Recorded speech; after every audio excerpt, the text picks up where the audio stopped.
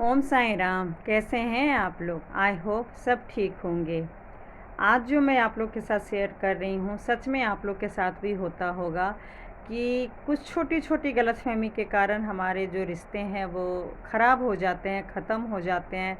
जितना ही मतलब अच्छा रिश्ता होता है, लेकिन किसी और के कारण कहिए या अपनी खुद के गलतफहमी के कारण मतलब हम अपने को ही बुरा भला कह देते हैं या बुरा भला सोचने लग जाते हैं, और धीरे धीरे करके खुद ही दूरी बना लेते हैं और रिश्ता को ख़त्म कर देते हैं। तो ये अभी मैं अपना एक्सपीरियंस बता रही हूँ, और 5 साल पहले जो मेरे लाइफ में हुआ था उसकी स्टोरी मैं कुछ दिनों से लगातार ही बता रही हूँ। तो उसी का एक पार्ट है कि अच्छा खासा रिश्ता आपके गलतफहमी के कारण टूट जाता है, या दूरी दूरी मतलब बहुत कम रिश्ता रह जाता है, नाम मात्र का रिश्ता रह जाता है।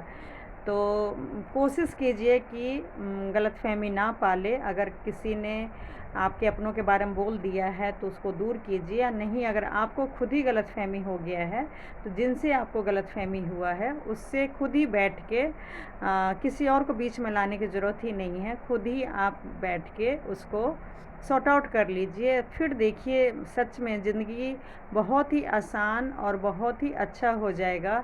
मतलब मैक्सिमम लोग एक दूसरे से बस इसी बात के लिए परेशान है कि उसने ऐसा बोला मेरे बारे में, उसने ऐसा बोला मेरे बारे में।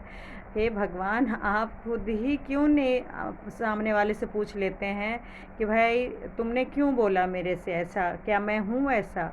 मतलब कुछ भी हो, अगर आपका हक का रिश्ता है तो आप खुद ही पूछ लीजिए, ना कि बीच में किसी और को लाने की ज़रूरत है। और यकीन मानिएगा, अगर सच्चा रिश्ता होगा तो सब अपने आप गलतफहमी दूर हो जाएगा। और सच्चा रिश्ता नहीं होगा तो कहते हैं ना, हवा का झोंका आने से, आंधी आने से मतलब सब कुछ तहस नहस कर देता है। तो ये गलतफहमी भी ऐसे ही चीज़ है कि अगर आपके कान में पड़ गया और अगर टाइम रहते अगर आपने उसको दूर नहीं किया तो बस कुछ दिन करते करते रिश्ता आपका मतलब सच में एक दिन बिल्कुल ही ख़त्म हो जाएगा। और मैं जो स्टोरी 2019 की बता रही हूँ, तो हमने मतलब पूरा 19, 20 और 21 ये 3 साल सोचिए हमने टूटे हुए रिश्ते को बहुत ज़्यादा जोड़ने की कोशिश की है। और सही बोलूँ, हमारे जो ससुराल वाले थे कभी सच में हमारे सुख दुख में आ भी जाते थे, कभी नहीं भी आते थे। जब उनका मन हुआ तो आ जाना, जब उनका नहीं मन होता था तो छोड़ देना। मतलब ये सिलसिला 2 ढाई साल तक तो सोचिए आराम से मतलब चला। 2 ढाई साल, हाँ, 19 में भी, 20 में भी और 21 में। 21 में सोचिए जब मैं यूट्यूब पे आई हूँ, उससे पहले ही बिल्कुल ही ख़त्म हो गया था। उसके बाद मैं यूट्यूब पे आई और यूट्यूब पे बोलना स्टार्ट की हूँ। तो मुझे भी देखिए बहुत ज़्यादा एक्सेस गुस्सा उस टाइम पे आ गया था कि आखिर मतलब 2000 मतलब 19-20 साल शादी के बाद जो हुआ चलिए वो छोड़िए। अभी जब से मेरी बेटी हुई 2020 में, मतलब तब से आखिर क्या हो रहा है, कभी जब मर्जी हो रहा है तो बात कर लेते हैं, जब मन नहीं हो रहा है तो नहीं बात करते हैं। तो भाई कोई एक डिसीज़न लो ना कि रिश्ता को कंटिन्यू रखना भी है कि नहीं रखना है। और अगर बिल्कुल ही रिश्ता तोड़ना है तो भाई वो भी कोई दिक्कत नहीं है, आप आराम से रिश्ता तोड़ सकते हो। लेकिन ये क्या बात हुआ कि आप मतलब चलो मेरे हस्बैंड का जो भी है, जो भी होता मान लीजिए, वो सारा कुछ अगर मेरे देवर को मिल भी गया कोई दिक्कत नहीं है। बहुत से परिवार में होते हैं कि सास ससुर एक ही बेटे के साथ रहते हैं और बेटा बेटी सब लोग अलग अलग ही रहते हैं। कोई मेरी ज़िंदगी में कोई नई बात नहीं हुई थी, क्योंकि माँ बाप एक हैं, बच्चे कई सारे होते हैं, तो माँ बाप तो एक के पास ही रहते हैं, कोई गुनाह नहीं है। जब वहीं रहना है, सब कुछ छोटे वाले बेटा बहू को ही देना है।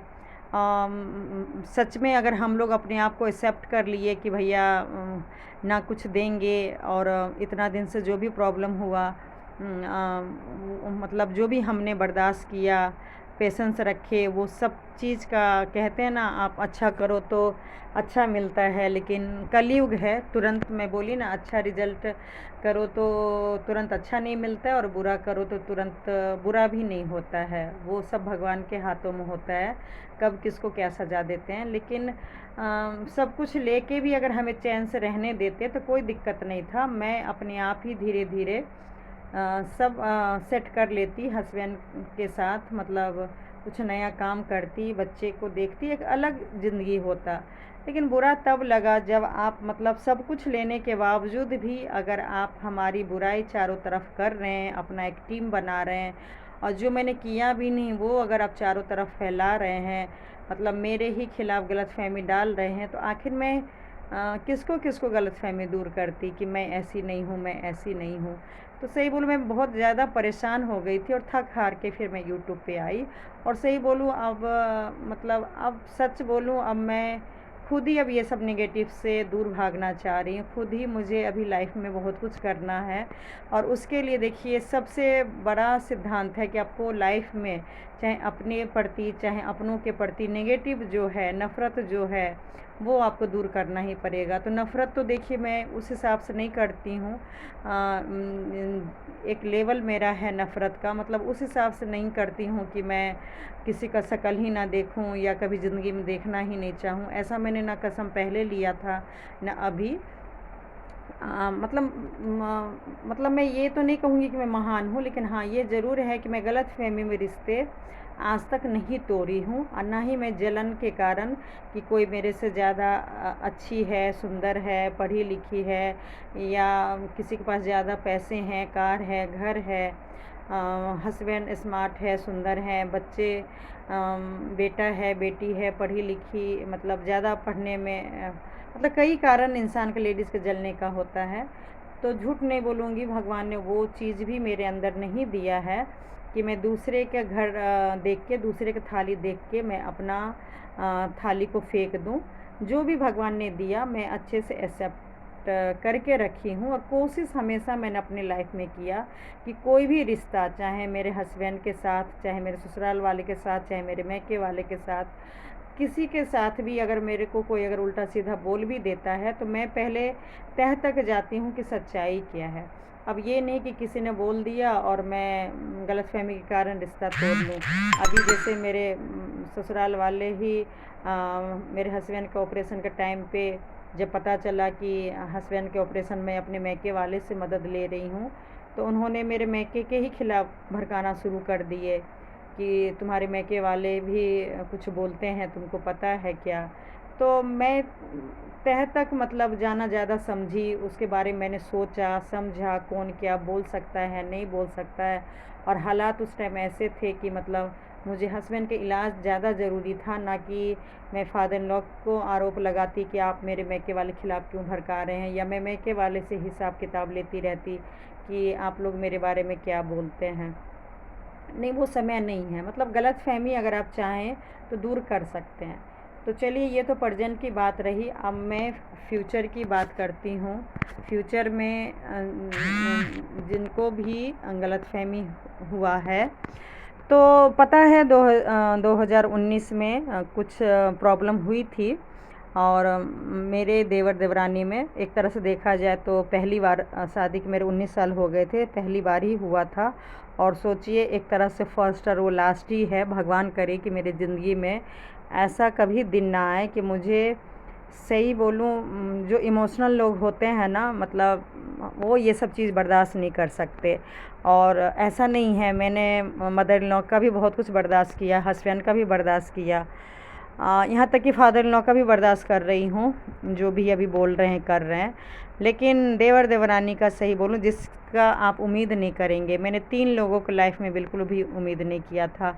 हाँ, शुरू में तो खैर मैंने मदर इन लॉ हस्बैंड के बारे में भी उम्मीद नहीं किया था, लेकिन बहुत से मतलब धीरे धीरे माइंड को सेट कर लिया था कि इन लोगों का नेचर ही ऐसा है।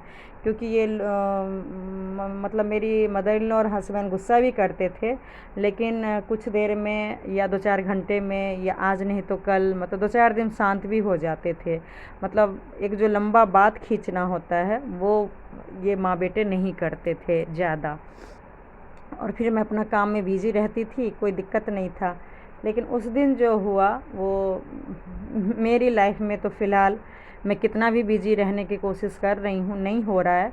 बाकी देखिए, मैं शायद ये सारा टॉपिक छोड़ूँगी, क्योंकि अभी मैं 2-3 साल से इसी टॉपिक में बोल रही हूँ बीच-बीच में। ऐसा तो नहीं है कि 2-3 साल से लगातार बोल रही हूँ, बीच-बीच में मान लीजिए बोल रही हूँ।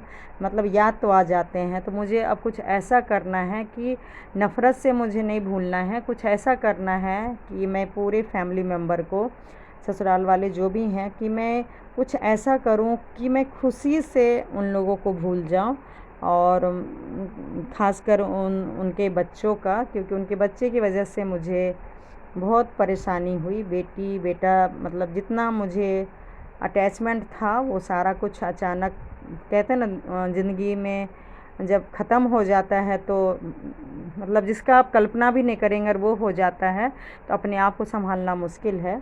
तो अब बस भगवान से यही उम्मीद है कि जिस तरीके से रिश्ता ख़राब हुआ गलतफ़हमी के कारण, अब जो मैंने कभी सपने में भी नहीं सोचा था, उम्मीद नहीं किया था, अगर वो चीज़ हो सकता है तो शायद, सही बोलूँ, पॉजिटिव भी सोचना चाहिए। अब शायद वो होगा जो शायद मैंने कभी सपने में भी नहीं सोचा था। और झूठ नहीं बोलूँगी, मेरे लाइफ में कुछ चीज़ें इतनी अच्छी अच्छी हुई है ना, इसलिए मैं ज़िंदा हूँ, उसी के सहारे मैं ज़िंदा हूँ। इतना अच्छा अच्छा मेरे लाइफ में हुआ है कि बस उसी के सहारे मेरी ज़िंदगी कट जाएगी। तो ये बस छोटी मोटी प्रॉब्लम थी जो सोचिए मेरी ज़िंदगी से अब लगभग शायद ख़त्म हो जाए, भगवान से तब मैं यही चाहती हूँ। तो हुआ क्या था, मैं बताई थी कि प्रॉब्लम हो गया था, लेकिन प्रॉब्लम सॉर्ट आउट के लिए मतलब मैं अपने तरफ से कोशिश करना शुरू कर दी थी कि रिश्ता पहले की तरह हो जाए। और शायद थोड़ा सा हुआ भी था, और अब सेम रिपीट नहीं कर सकती हूँ। मैं आगे बढ़ रही हूँ स्टोरी को लेके। तो मतलब 2019 में अगस्त में मैं इसलिए छोड़ी थी ताकि मैं दूसरी बार माँ बन सकूं। ये तो मैं कई बार बोल चुकी हूँ, और इसलिए मैं सबको, जिनकी भी गलती थी मेरी या मेरे ससुराल वाले की, जिनकी भी थी, मैं सबको, अपने आप को भी माफ़ कर ली थी कि जो हुआ सो ग्रह था, और ससुराल वाले को भी माफ़ कर दी थी और आगे कदम रख लिया था। तो मेरा इलाज चल ही रहा था। उसी बीच में नेबर, मेरी फ्रेंड नेबर थी, आंटी भाभी लोग मैं बोलती हूँ, तो उन लोगों ने घर लिया था, बुलाए थे। तो उसमें मैं लास्ट स्टोरी में बताई थी कि मैं गई थी, और क्योंकि मेरी तबीयत ठीक नहीं थी फिर भी मैं वहाँ गई थी, और खांसी मुझे बहुत था। तो झूठ नहीं बोलूँगी, मैं थोड़ा सा इसलिए रिपीट कर देती हूँ क्योंकि मुझे नेगेटिव नेगेटिव बोलने की, सच बोलूँ, बिल्कुल भी आदत है नहीं है। और मेरी जो भी स्टोरी होगी, अगर नेगेटिव हुआ है तो नेगेटिव बोलूँगी, पॉजिटिव हुआ है तो पॉजिटिव बोलूँगी। तो मेरी देवरानी मेरे से बोलना स्टार्ट कर दिया था पार्टी में, और फिर मेरा, सही बोलूँ, मेरा यही दिल है कि भले ही कुछ भी करे, लेकिन वो अगर आई तो अगर इसी तरीके से मेरी दीदी के सालगिरह में भी आती 9 जून को, तो शायद ये जो 2-2.5 महीने बीत गए थे, जून जुलाई, हाँ 2 महीना, तो वो कुछ नहीं होता। यहाँ तक कि मैं बता दूँ, मतलब 9 जून में मैं अप्रोच की थी कि वो लोग आ जाए, फिर उसने 23 जून में अपनी बेटी के बर्थडे में नहीं बुलाया, वो सारा कहानी तो बता ही दी। फिर लास्ट जुलाई में जब मैं वहाँ जा रही थी, पंजाब जा रही थी, लुधियाना, तो मैं जहाँ भी जाती हूँ तो सास ससुर से मतलब प्रणाम करके जाती हूँ, मिल के जाती हूँ, और जाना भी चाहिए, चाहे आपके लाइफ में कुछ भी हुआ है। इसलिए मैं बोलती हूँ ना कि आज के डेट में मेरी मदर इन लॉ और हस्बैंड ने मेरे साथ ज़्यादा गलत किया, लेकिन ये लोग की खासियत है कि लोग कहते थे कि भाई तुमको देखती भी नहीं है, कुछ तुमसे बात भी नहीं करती है, फिर भी प्रणाम करती हो। तो मेरा मानना था कि मतलब वो फिर उस टाइम प्रॉब्लम भी तो क्रिएट नहीं करती थी, चुप रहती थी, तो मैं समझ जाती थी कि वो मतलब ठीक है, रिलैक्स है, मतलब ज़्यादा टेंशन में नहीं है। और मैं प्रणाम की, लेकिन आप यकीन नहीं करेंगे, जब मैं पंजाब जा रही थी तो देवरानी अपने कमरे से नहीं निकली। मतलब मैं सास ससुर को तो प्रणाम कर ली, लेकिन हम लोग में ये होता है ना कि जब हम बड़े लोग भी जाते हैं तो छोटे प्रणाम करते हैं। तो उसने उस दिन पहली बार छोड़ दिया। मतलब जो मेरा अप्रोच था दीदी के सालगिरह में मैं के ससुराल वाले को बुलाना, सोचिए वो सब बिल्कुल फेल। मतलब सच में वो 9 जून को 23 जून को अपनी बेटी के बर्थडे में सच में मुझे नहीं बुलाना चाह रही थी। और इस बात को 1 महीना हो गया था। तो मैं बोली थी मैं मन शांत करके मैं पंजाब गई थी, और वो नहीं मिली तो कोई बात नहीं। फिर हम लोग प्रणाम करके चले गए। और उसके बाद भी का सिस्टम था कि जब वो ट्रेन स्टेशन से कहीं आउट ऑफ स्टेशन से आती थी या मैं कहीं आती थी तो कम से कम खाना हम एक दूसरे को, और दिन तो चूल्हा अलग अलग ही रहता था, सिर्फ सब्ज़ी वगैरह ही हम लोग लेने देने करते थे, लेकिन प्रॉपर खाना जो होता है एक टाइम का वो ज़रूर देती थी। मतलब तो उस दिन भी जब हम लोग आए थे, बाबा का आशीर्वाद लेके आए थे, क्योंकि मुझे ट्रीटमेंट कराना था और मन को शांत करना था और सब ससुराल वाले को भूलना था। मतलब वैसे गलत तरीके से नहीं भूलना था, जो बिहेवियर गलत किए थे वो सारा चीज़ को मुझे भूलना था, इस वजह से मैं आई थी। लेकिन नहीं, उस दिन भी खाना का या पानी का कोई मतलब नहीं है। फिर भी हम लोग दोपहर हो गया था, 1 डेढ़ बज गया था, लंच का टाइम था, और गर्मी जुलाई में भी गर्मी होती ही है। तो उस दिन भी सास ससुर मदर इन लॉ को कोई मतलब नहीं था, और फादर इन लॉ प्रणाम किए तो अच्छे से पूछे कैसा रहा और क्या है। मतलब क्या मेरे फादर इन लॉ का नेचर है अभी तक मैं समझ नहीं पाई हूँ। अच्छे से उन्होंने बात किया, मेरी बेटी से बात किया, और खाना वाना के बारे में पूछने को उनका मन तो था, लेकिन क्योंकि वो तो नहीं बनाते हैं, घर के लेडीज़ लोग ही बनाते हैं, और लेडीज़ लोग वहाँ सामने नज़र ही नहीं आ रही थी। मदर इन लॉ अगर नज़र भी आई तो प्रणाम करके अपना दूसरे कमरे में निकल गई। मतलब हम लोग प्रणाम किए उसके बाद निकल गई, तो कोई अप्रोच नहीं हुआ। फिर भी मुझे बुरा नहीं लगा, क्योंकि जब आप ज़िंदगी में मकसद बना लेंगे ना, तो ये छोटी मोटी चीज़ें ना आपको नज़रअंदाज अपने आप होने लगेगा। आप देख लीजिएगा, अगर मैं यूट्यूब में रह गई और अगर मैं यहाँ के बाद कुछ और करने लगी, और जो मेरे मन में है अगर मैं करने लगी ना, तो मैं सच में जो भी मेरे लाइफ में नेगेटिव हुआ है, इससे बड़ा बड़ा नेगेटिव हुआ है, मैं सबको बड़े आसानी से भूल चुकी हूँ। और सबसे अच्छा फार्मूला है कि आप लाइफ में बहुत बिजी हो जाइए और एक मकसद, एक जुनून बना लीजिए कि आपको सच में लाइफ में करना क्या है। तो आप देखिए बड़े से बड़े प्रॉब्लम को आप भूल जाएंगे। मैं ये नहीं कह रही हूँ देवर ने गलत किया, मेरे हस्बैंड भी बहुत अभी भी गलत करते रहते हैं। ट्रीटमेंट हो गया है फिर भी लापरवाही करना, ध्यान नहीं देना, मतलब उनका प्रॉब्लम सिलसिला चलता ही रहता है। तो ये मेरी ज़िंदगी का मतलब सोचिए पार्ट है। तो इसका मतलब ये नहीं कि मैं हमेशा टेंशन में रहूँगी या हमेशा मतलब गलत ही सोचूँगी। वो कहते हैं सुख और दुख, छोटी मोटी टेंशन हमेशा लगा ही रहता है। तो हस्बैंड को भी खैर अब समझने लगी हूँ, इतनी सारी प्रॉब्लम है शरीर में कि एक ठीक होता है तो दूसरा प्रॉब्लम, दूसरा होता है तो तीसरा प्रॉब्लम। हम मतलब इतनी गर्मी में मई जून में मतलब मंदिर तो जा ही रहे हैं, प्लस हॉस्पिटल भी बहुत आना जाना पड़ रहा है। डॉक्टर कभी कुछ बोलता है कभी कुछ बोलता है, तो मुझे पता है कि वो इरिटेट हो गए हैं, परेशान हो गए हैं, इसलिए थोड़ा इधर का गुस्सा उधर, उधर का गुस्सा उधर अपना उतारते हैं। तो और फैमिली का तो खैर कोई सपोर्ट अभी भी बिल्कुल भी नहीं है, और ना होने की उम्मीद बिल्कुल भी नहीं है, क्योंकि काम का सीज़न ख़त्म हो गया है। हिसाब बारी से भी कोई लेना देना नहीं है। थोड़ा बहुत जो होगा तो सिर्फ हिसाब बारी के लिए, मान लीजिए कभी कभार फ़ोन वोन आ जाता है मेरे फादर इन लॉ का, बाकी कोई रिश्ता तो मैं तो नहीं देख रही हूँ, बिल्कुल भी वैसे रिश्ता नहीं है। तो घुटन तो अभी भी है, ट्रीटमेंट के बाद भी जो डॉक्टर बोला कि बीपी शुगर वगैरह को कंट्रोल कीजिएगा, आगे और भी कुछ होगा तो उसके लिए शरीर को तैयार रखना है, हीमोग्लोबिन वगैरह जो भी है सबको ठीक करके रखना है, लेकिन नहीं ध्यान दे पा रहे हैं जितना एक रिलैक्स होके देना चाहिए एक पेशेंट को, नहीं मानते हैं।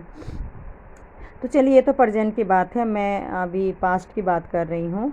तो जब नहीं दी तो कोई दिक्कत नहीं है, फिर हम लोग आए दोनों तीनों मिल के मैं, हस्बैंड और बेटी, वो भी 10th में थी। तो पूरा जो भी काम होता है, सफाई करना, कपड़े उपड़े रखना और खाना वाना बनाना, मैं खाना बना दी, ये लोग बाहर सफाई वफाई करके मतलब आराम से हो गया था। फिर 2-3 घंटे काम किए, फिर रिलैक्स होके बैठ गए। लेकिन मुझे मतलब खांसी ज़्यादा हो गई थी, लेकिन मुझे 1-2 दिन बाद ही हॉस्पिटल जाना था, इलाज शुरू करना था। तो मैं फिर इलाज शुरू कर दी। और हाँ, बात ये आई कि नेबर में जो आंटी, भाभी, उनके बच्चे सब लोग मुझे बारी बारी फ़ोन किए, इनवाइट किए कि गृह प्रवेश का पूजा है, आ जाना। तो फिर मेरी तबीयत भी ख़राब थी, फिर भी मैं गई। क्योंकि देखिए, कुछ लोगों के आप नहीं जाएंगे सुख में, तो आपके सुख में कौन आएंगे।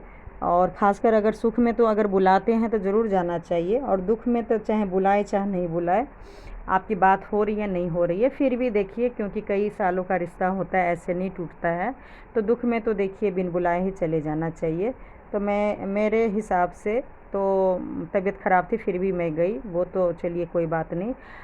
मुझे बहुत अच्छा लगा। और मतलब क्या बोलूँ। हाँ, ये एग्ज़ाम्पल इसलिए दे रही हूँ कि मेरी देवरानी को लगा कि मैं और जगह जाती हूँ और उसके बेटे के बर्थडे में नहीं आई, तो आज मैं वो कहानी बता रही हूँ कि क्या हुआ था। तो मतलब तो ये 15 तारीख में छुट्टी भी होती है, 15 अगस्त का। और 16 अगस्त में मेरी देवरानी का बेटा का बर्थडे था। और इस 14 दिन हो गए। तो उसमें मतलब उसने फिर से जो 2-4-5 दिन में आ जाती थी ऊपर, खाना पीना या कुछ भी बात करना या पूछना, तबीयत को क्या हुआ, कैसे खाना बना रहे हो, बेटी का 10th का पेपर है, कैसे मैनेज करते हो। एक होता है ना कि चलो, जब एक बार बात होना शुरू हो गया तो आ जाती, और सबको पता है कि मैं नहीं जाती थी नीचे, वही ऊपर आती थी। लेकिन वो 14 दिन नहीं आई। तो फिर मैं समझ गई कि फिर से उसका बेटा का बर्थडे है, शायद सब मेहमान लोग थे इसलिए मिल ली, अब उसको फिर से मिलने का मन नहीं है। और 15 अगस्त में, क्योंकि मैं बोली ना 5 साल से हमारे लाइफ में प्रॉब्लम चल रही है, लेकिन मैं अपनी बड़ी बेटी को ये सब चीज़ से दूर रखना चाह रही हूँ। और जो जैसे वो रक्षाबंधन राखी बांधती थी देवरानी के बेटे को, नेबर में भी भाभी के बेटे को भाई समझती थी, तो वो दोनों को बांधती थी। तो उसके बाद 15 अगस्त मेरे हस्बैंड का काम था, तो वो मेरे मैके नहीं गए। और मेरी बेटी अपना जो भी हमें गिफ्ट, चॉकलेट वगैरह जो भी देना होता है, तो वो सब दे के राखी मेरी बेटी ने शायद बांध दिया था दोनों को। और उसके बाद फिर हम लोग बस से मम्मी के घर गए थे। आधा 1 घंटा लगता है। और मैक्सिमम सही बोलूँ तो मैं, कार तो शुरू से मेरे दरवाजे पे था, लेकिन मैक्सिमम मैं बस का ही यूज़ की। अब मेट्रो का यूज़ करती हूँ। और पैसे सब कुछ दिए, कार बहुत पहले ख़रीद सकती थी, लेकिन कहते हैं ना, मतलब थोड़ा सा संघर्ष लाइफ में होना चाहिए। और बेटी को भी एहसास दिलाई कि जब अपना वक्त आएगा, सब कुछ ठीक रहेगा, तो अपना कार ख़रीदो। अब ये नहीं कि कार दरवाजे पे खड़ा है और बाकी छोटे मोटे चीज़ के लिए परेशान हो, तो दुनिया को दिखाने की ज़रूरत नहीं है। और बहुत ही अच्छे से मैं अपनी बेटी को बस में चढ़ना उतरना, और बहुत बिल्कुल छोटी थी तब से ही हम माँ बेटी भी चले जाते थे। कभी पापा मतलब मेरे हस्बैंड फ्री रहते थे तो बाइक वगैरह से भी चले जाते थे। कभी झूठ क्यों बोलूँ, जब ज़्यादा सामान होता था, हम 8-10 दिन के लिए हम जाते थे बैग वगैरह लेके, तो कभी कभार मेरे हस्बैंड के मूड पे था, अपना कार से भी चले जाते थे। तो बस से मैं चली गई। 15 तारीख को रक्षाबंधन हुआ। और क्योंकि मेरी देवरानी ने इनवाइट ही नहीं किया था, कुछ बोला ही नहीं था कि भाई बर्थडे है आ जाना, और तो इस वजह से हम लोग उस दिन रुक गए 16 तारीख को, और सोचे 16 के रात में आ जाएंगे। और 16 के रात में मेरे हस्बैंड का कैटरिंग का काम भी था, अच्छा खासा खाना पीना था। तो मेरी दीदी का लड़का भी ग्रेटर नोएडा में ही, हम लोग नोएडा में रहते हैं, तो ग्रेटर नोएडा में कॉलेज था, तो वो भी हमारे साथ आ गया कि रात भर रुक जाएगा 16 तारीख में, और 17 को सुबह सुबह अपना कॉलेज चला जाएगा। तो हम लोग पूरा पार्टी कह के हम लोग 16 तारीख में आए, लेट ही आए। पार्टी 8-9 बजे से ही शुरू होता है, तो उस हिसाब से ही मैं दिल्ली से चली और नोएडा मतलब हम लोग पहुँचे। तो उस बीच में क्या हुआ झूठ नहीं बोलूँगी, देवरानी का तो नहीं, शायद देवर मेरे हस्बैंड को बोलते हैं कि सोनी कब आएगी। तो मतलब फिर वो बोले कि आज रात में आएगी, और मेरे हस्बैंड बोले कि देखो चाचा सोनी को बोले फ़ोन करके, मुझे भी बोले कि चाचा ढूंढ रहे हैं, बर्थडे पार्टी होगा, सो मतलब चले जाना। तो मैं बेटी को बोली चलो कोई दिक्कत नहीं है, अगर वो तुम्हें बुला रही है तो नोएडा तो जाना ही है, पार्टी जहाँ तुम्हारे पापा को हो रहा है खाना वहाँ खा लेना, लेकिन कम से कम जब केक कटेगा तो केक काटते समय वहाँ चले जाना। तो फिर मेरी दीदी का लड़का और मेरी बेटी को मैंने थोड़ा जल्दी भेज दिया था। वैसे तो मैं पार्टी के हिसाब से लेट आ रही थी, लेकिन उस टाइम थोड़ा जल्दी भेज दिया ताकि वो लोग को बुरा ना लगे, और मैं फिर अलग ऑटो, पता नहीं कोई चीज़ था कि मैं थोड़ा पीछे आई थी, रात में ही आई थी लेकिन थोड़ा पीछे आई थी। तो फिर मतलब मेरी हाँ, मैं मतलब केक में से टाइम था क्या था, मतलब मेरे बेटी और दीदी का लड़का वो अपने पापा के पार्टी में ही चले गए। आप यकीन नहीं करेंगे, अगर मेरे देवर होते तो नहीं अपने बच्चे को वापस भेजते। वो मैं इसलिए बोल रही हूँ क्योंकि वो 5 साल से एक बार भी कोई कोशिश नहीं कर रहे हैं कि बच्चे भी कम से कम आपस में खेले, एंजॉय करें। ऐसा कुछ माहौल बना के नहीं रखे। और कुछ लोगों का कहना है कि अपने बच्चे को पता नहीं सा डरा के रखते हैं, या बच्चे कहना मानते हैं कि भाई किसी से रिश्ता नहीं रखो, बात नहीं करो। हम लोग जब भी सीढ़ी पे आना जाना करते हैं, कभी टकराते हैं, तो बड़े तो छोड़िए, बच्चे भी शक्ल नहीं देखते हैं। तो देख के लगता है कि अगर मेरे देवर होते तो उस पार्टी से नहीं भेजते, लेकिन मेरे हस्बैंड ने बोला कि नहीं, जब वो लोग बुलाए हैं तो एक काम करो, कम से कम केक खा के ज़रूर आ जाओ। फिर वो लोग दोबारा भागे, दूर है, 10-15 मिनट तो पैदल में लग ही जाते हैं। फिर ये लोग वापस आए पार्टी से और बर्थडे केक अटेंड किए। और जब केक कट गया था शायद, तब मैं फिर आ गई थी, उस बीच में फिर मैं भी आ गई थी। तो जब मैं आ गई ना, तो फिर वो दोनों फ्रेश होके ऊपर मुझे बोलने आए कि अब हम लोग पार्टी में जा रहे हैं।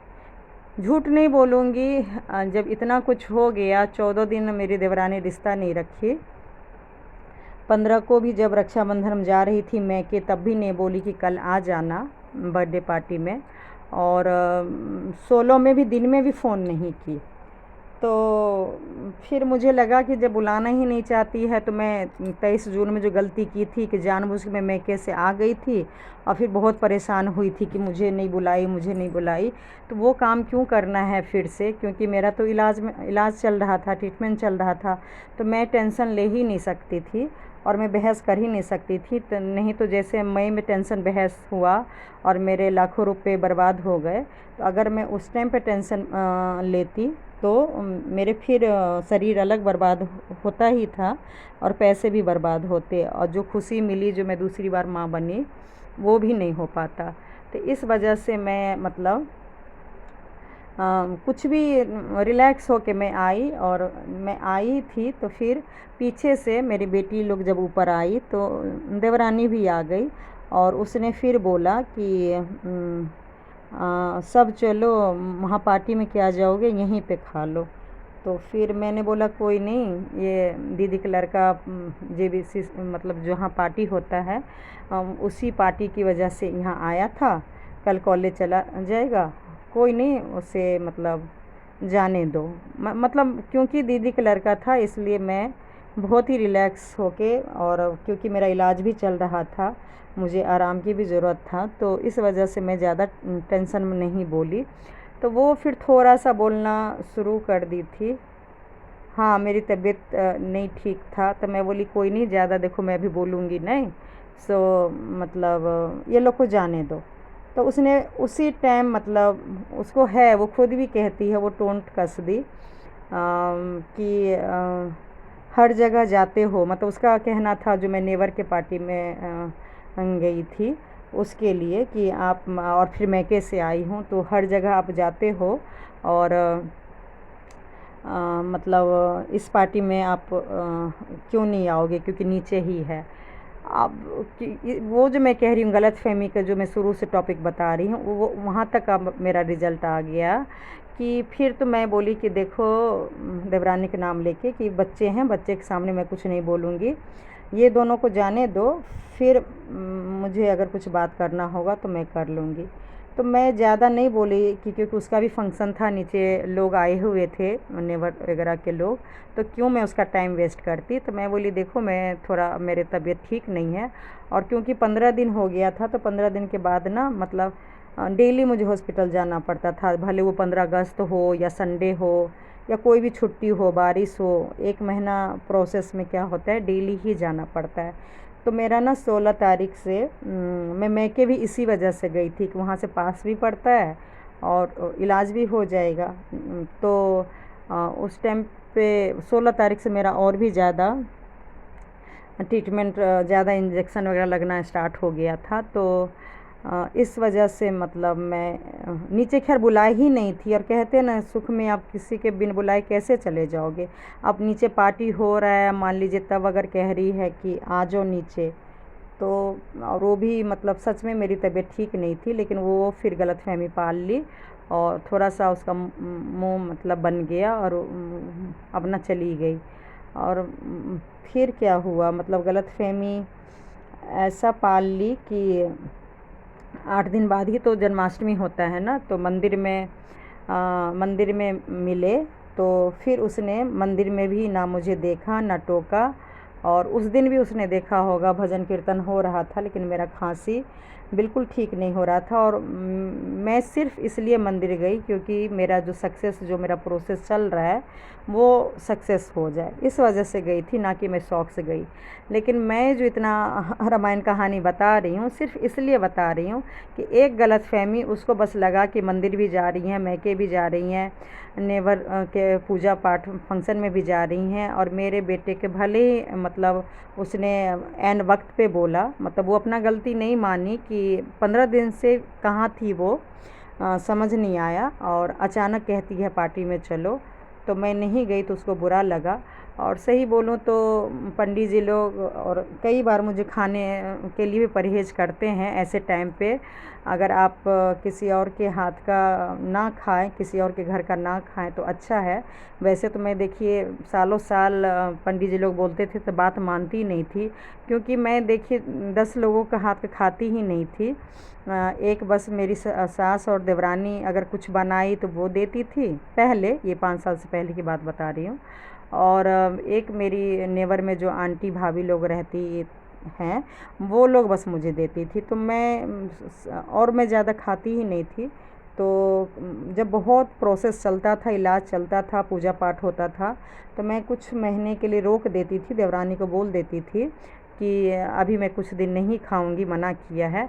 लेकिन क्योंकि उसका उस टाइम मूड ऑफ था तो मैं सफाई नहीं दे पाई कि आज अभी मुझे खाना मना किया गया है और मेरा बहुत टफ़ इलाज चल रहा है। फिर क्या था, जन्माष्टमी भी हो गया, और उस टाइम भी मंदिर में पहल नहीं की, वो अलग थी और मैं अलग थी। इस वजह से तो देखिए अभी भी मैं एक पास के मंदिर में नहीं जाती हूँ, क्योंकि लोग ना बस यही कहानी देखते रहते हैं। खासकर उस देवरानी जेठानी की देखिए लोग ज़रूर देखेंगे, जब आप कहीं भी जाएंगे साथ में जाएंगे, साथ में आएंगे, पार्क गए, मंदिर गए, कहीं भी गए, मार्केट गए, तो लोग बस यही पूछते हैं। इस वजह से ज़्यादा फिर शक करते हैं कि ज़रूर ये दोनों देवरानी जेठानी में कुछ प्रॉब्लम हुआ है, इस वजह से गलतफहमी ज़्यादा हो गया।